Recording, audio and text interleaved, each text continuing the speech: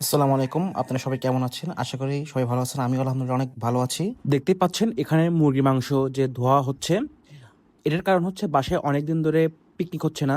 এই কারণে আবার এফসিপিএস রেজাল্ট দেওয়ার পরে এই পিকনিকের আয়োজন করলাম। আলহামদুলিল্লাহ এখন ও গাইনি বিশেষজ্ঞ ডাক্তার হবে। ওদেরকে বললাম, তোরা মিষ্টি খাবি নাকি ঝাল জাতীয় খাবার খাবি? ওরা বলল যে আমরা ঝাল জাতীয় খাবার খাবো। এই কারণেই খিচুড়ি রান্না করতেছি। যেহেতু মাংস খিচুড়ি হবে আর সেই কারণে এখানে মাংস রান্না চলতেছে, দেখতেই পাচ্ছেন। খিচুড়ি রান্নাটা হবে বাইরে, সেই কারণে আমি আর আরাফাত খড়িগুলো উঠানে নিয়ে রাখতেছিলাম। আম্মা এদিকে চাল ডালগুলো মিক্স করতেছিলেন যাতে এগুলো ভালোভাবে যে একসাথে হয়। এরপরে পরিমাণ মতো পানি ঢালার পর এগুলো ভালোভাবে ধুয়ে নিচ্ছিলাম যাতে এর মধ্যে আর কোনো ময়লা না থাকে।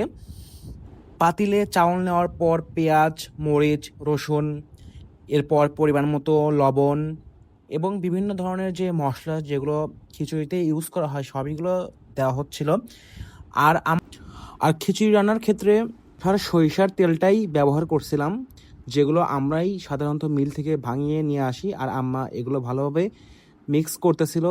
আর আমি আর আরাফাত সকল কার্যক্রম দেখতেছিলাম যে এখানে কি করে খিচুড়ি রান্নার ক্ষেত্রে। পরে পরিমাণ মতো পানি দেওয়ার পরে তুলে দিল এবং এখানে আমাদের কিন্তু মাংস রান্না হয়ে গেছে। পরে মাংসটা খিচুড়ির মধ্যে দেওয়া হলো এবং ভালোভাবে মিক্স করতেছিলাম যাতে যে খিচুড়ির মধ্যে সকল মাংসগুলো একসাথে হয়ে যায়। আর আমিও মাঝে মাঝে জাল দিচ্ছিলাম খিচুড়ি রান্নার ক্ষেত্রে। এদিকে আমাদের রান্না কিন্তু হয়ে গেছে আর আলহামদুলিল্লাহ কালারটা অনেক সুন্দর হয়েছে, মাশাআল্লাহ। ভাইরা সবাই আসার পর সবাইকে খেতে দিয়েছিলাম। আজকে এই পর্যন্তই। সবাইকে ধন্যবাদ। আসসালামু আলাইকুম।